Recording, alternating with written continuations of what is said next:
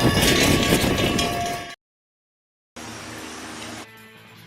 going to capture most of your fluid so that way I can move this up and down while I'm working on it.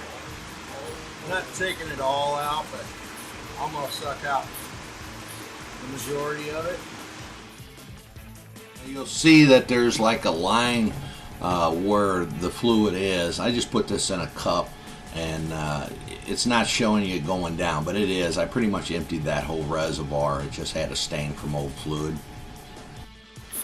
Okay, and I sucked all that out best I could. That way when I put the cap back on it, it won't go everywhere, pull short, get all over stuff. Keep it clean. Pull that hose off, set it out of the way.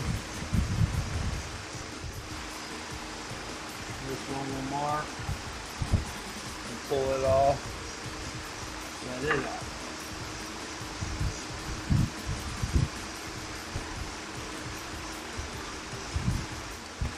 Gonna use the ratcheting 8.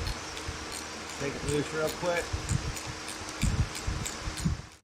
There's a sensor right there by my hand. I did unclip that a little later. You can do it now if you want. You just pull the red clip back and then untang it, and it comes out. Now, there's one right down in here. You gotta get 10 millimeter.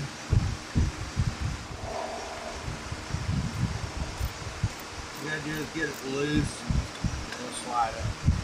You gotta take it off, just take it loose. Now you can take this,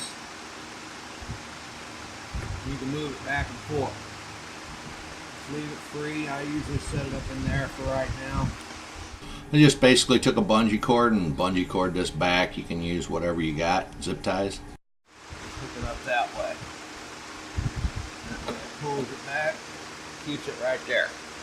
Alright, here I'm just basically putting back on the power steering reservoir and putting the screws back in it, tightening them down with a little ratchet. These I just go snug, 5 degrees. That's it. Don't have to be super tight. And then don't forget the 10 millimeter screw underneath there. I believe some of them are different sizes, like a 12, but don't have to be super tight. Just 5 degrees after snug, 10 degrees, you're good to go.